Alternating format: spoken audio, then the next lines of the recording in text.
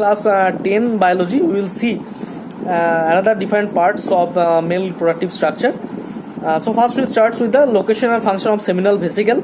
There is a pair of seminal vesicle lies at the base of the urinary bladder in front of rectum.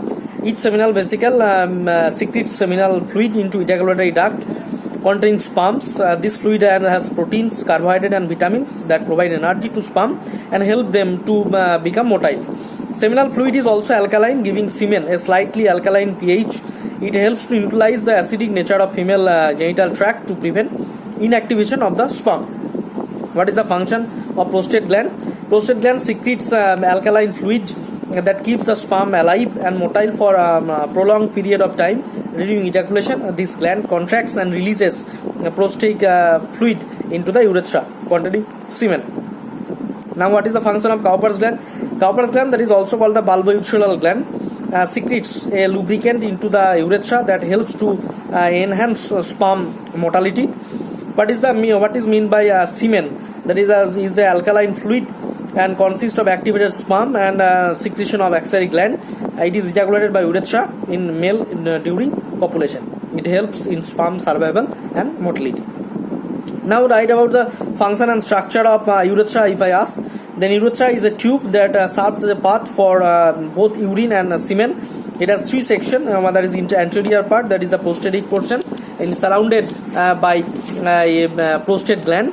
It receives sperm from ejaculatory duct and also receives prostatic secretion. Middle membranous part, that is connect the anterior and posterior part. Posterior part, that is, if we see that penial portion, that is runs through the penis and discharges semen into the female genital tract. Now if we see the structure and function of penis, there is a main copulatory organ that ejaculates semen into female genital tract. Penis is highly muscular and richly supplied with blood vessel and sinuses.